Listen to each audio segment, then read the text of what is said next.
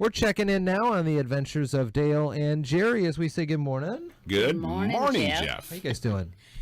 Wonderful. How are you? I'm well, and we've been talking a lot about this eclipse upcoming on Monday. And yeah. What time of the day is that going to happen? I think it's 10:18. We posted an article last week, I think, online, and you could put in your zip code, and it would tell you when and how much. So about 94% of the sun will be covered for about 2 minutes or so. Yeah.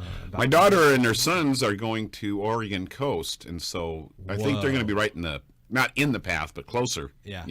So a little bit longer and a bigger shot of it. So my aunt they're excited about Portland says 99.4% for her, and that's in Portland. Okay. So a little bit south of that, I think it's the better path of totality or whatever. Yeah. You're talking about. However, that's ominous, isn't it? Yeah. Right. Well, and there are several post offices in Oregon that are offering if you send a stamped self-addressed envelope, they will cancel it with, send it back and process it with an eclipse. Oh, they have a special thing. eclipse. Oh, yeah. Everybody's got to get in on something. Oh, yeah. It's like, really? We're going to be slashing some ribbons this week. Sure are. Man. So we're going up north to Belfair for the ribbon cutting for Highway 3 project tomorrow. The ribbon will not be across Highway 3. No, it's at Kitsap Bank parking lot. He said people have been stuck in traffic.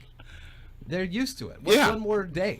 Really? Yeah, that'd put them over the top. For a good look. That would look good. All the times that they've been stuck there. Yeah, what's one more moment? One more moment. And it'd be short. At least they know when it would be over. As soon as the ribbon's cut, you can drive That's through. about the time road rage would kick in. Yeah. So we've managed to survive it all so far. But what if they put... So I think Representative Kilmer will be there, Yes. Senator Sheldon and some other guys. Yeah. What if they put the ribbon across the road and they're in a car and they just drive through the ribbon? That would be cool. Cutting it Yeah. Well, certain way.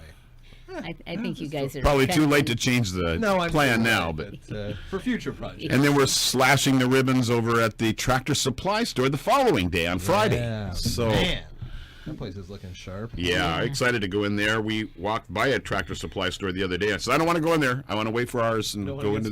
Yep, I want to go into the Sheldon's new one first. I can tell you they're nice. I've never been in one, so You'll like it. Yeah, very cool. So we're excited. We got those things going on this week. Last week, you and I and Jerry, gun class.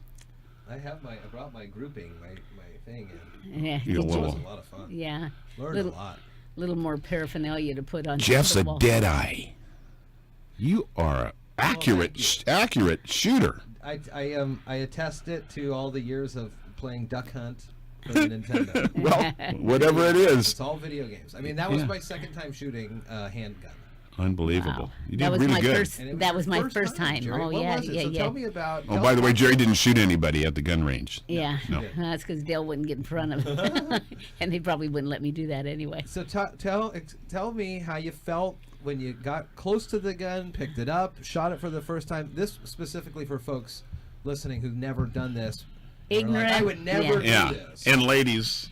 And ladies for sure. Yeah. Ignorant and inadequate would be the way I would describe what I felt.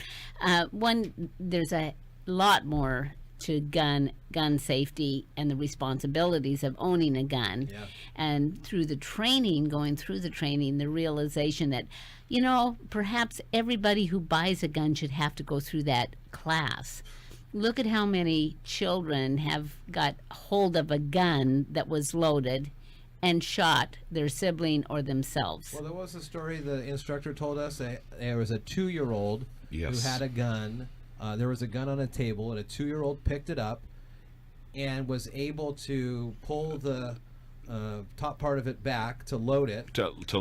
Pressing it on a table. Yeah. Pressing his weight against the table. So he actually cocked the pistol, and she didn't dream that he could be able to do that. He wouldn't have the strength because she could barely do it herself. I could barely pull it back myself, but the kid was able to. Well, that and the other interesting point was that you can't hide a gun from a kid. No. Yeah, you can't hide anything from kids. They know where. Yep. Right. Absolutely. And then the other learning part was a matter of the actual handling of the gun and the fact that you're not familiar with it. So certainly if you're going to own a gun, you want to be practice. I kind of poo-pooed. I didn't poo-poo the practice. I thought the practice was more at hitting a target than it was with becoming familiar with the gun. Yeah. And how important that was, because the size of your hand, and that was one of the issues I had with the gun.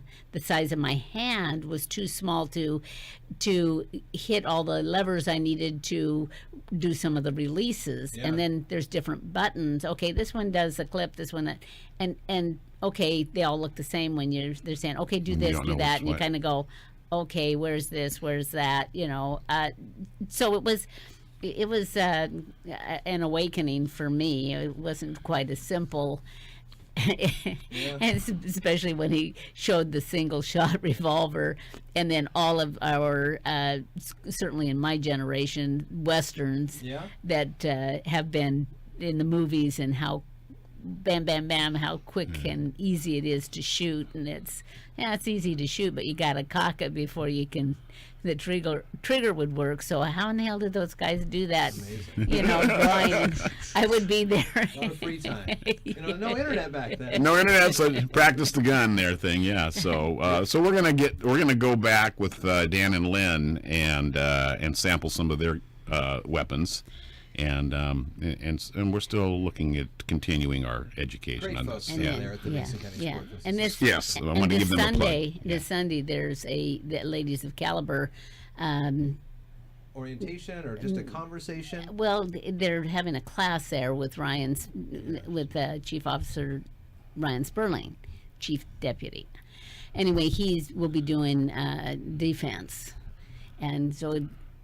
He's so knowledgeable and so even-tempered and whatnot. I'm sure that'll be a great class. So I'm planning on going to that. After that, they're going to shoot. So I need to hook up with Lynn, if you're listening, to see if I can't intrude on them in borrowing a gun. Because the other thing I realized with the class is that you don't just go to the store, pick up a gun, take a look because it looks cute. I mean, some of the cute guns were like really bad. They were saying those were the ones that they try to push on folks, but they're like the worst possible. Yeah, like you had a half a handle. Hold on to it. Yeah, right. And while it would fit your hand and it might be nice and light, that was a problem because it also, when in squeezing the trigger is harder to squeeze and hold the gun level or whatever. The other thing that I thought interesting is they said most people go buy a gun, they shoot it twice, less than 100 rounds. Yeah, and that's it. They're for done.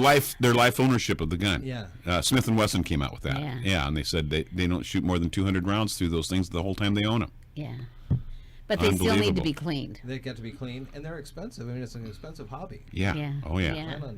For sure. But it was interesting. It was educational. We enjoyed the day. Yeah, it was a good day. Yeah, So, absolutely. And the other thing that you neglected to tell, you always tell of all the celebrations that are coming up, which I'm thankful for because I let you handle the calendar.